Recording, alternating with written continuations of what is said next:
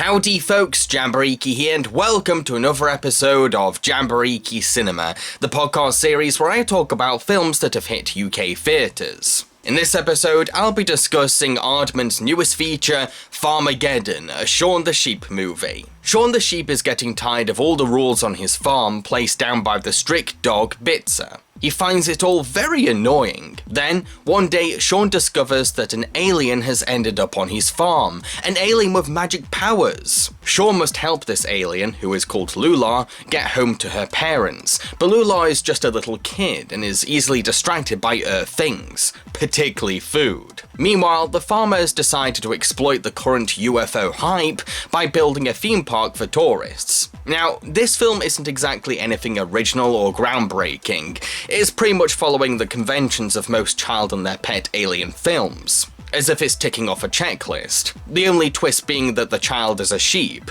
which isn't that drastic of a change when Shaun is already heavily humanized. However, even though the film is sticking to a template and carrying the baggage of cliches that come with it, Aardman's distinct execution makes up for all the unoriginality. One major reason why the film is so funny is the same reason why the first Shaun the Sheep movie is funny.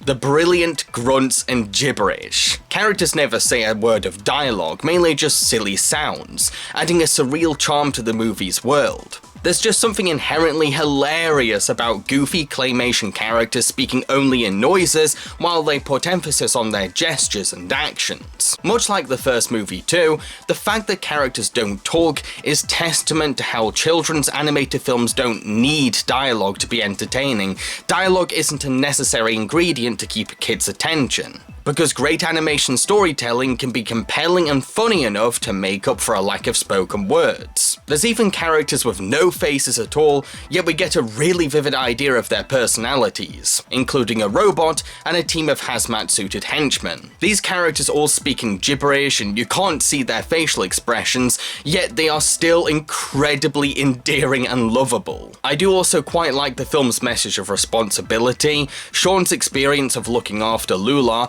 teaches him why Bitzer has so many rules on the farm. Shaun learns firsthand how difficult it is to look after someone so unruly and misbehaved, plus he also faces the consequences for giving a free pass to strict rules while babysitting Lula. Bitzer isn't creating boundaries for the sake of it, he's wanting to keep the sheep safe and avoid any kind of calamity. Shaun must put himself in Bitzer's shoes to understand that. But Bitzer also grows to learn the importance of taking high risks when all other options are ruled out, so he too accepts a lesson. Shaun and Lula develop a decently strong bond, almost like a sibling relationship, making their dynamic very relatable for kids with brothers or sisters. Their pairing inspires great comedy too, with Lula being the naughty little sister and Shaun trying his best to be the responsible big brother. I can imagine Lula may be annoying some audiences, particularly grown-ups, because she can get hyper or lose focus, but I personally think that Aardman did a good job with her. She's believably childlike, but also cute and funny.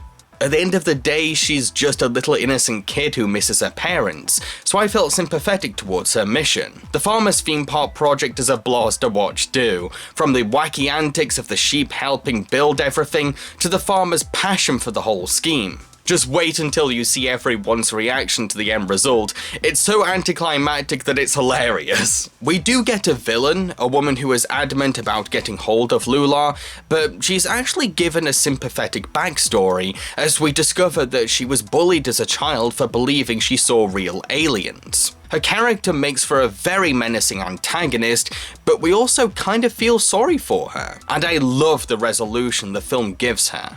To conclude, Farmageddon isn't a film that breaks ground or takes that many risks. Heck, it doesn't even do anything that different to the first Shaun the Sheep movie, but it's still well executed and charming despite its cliches and lack of originality. For what it is, it's an acceptable effort and a humble entry in this year's lineup of animated features. If you enjoyed the first Shaun the Sheep movie and want more of the same thing but with a sci-fi twist, then go check it out. I've been Jambareeqi and I hope you enjoyed this review.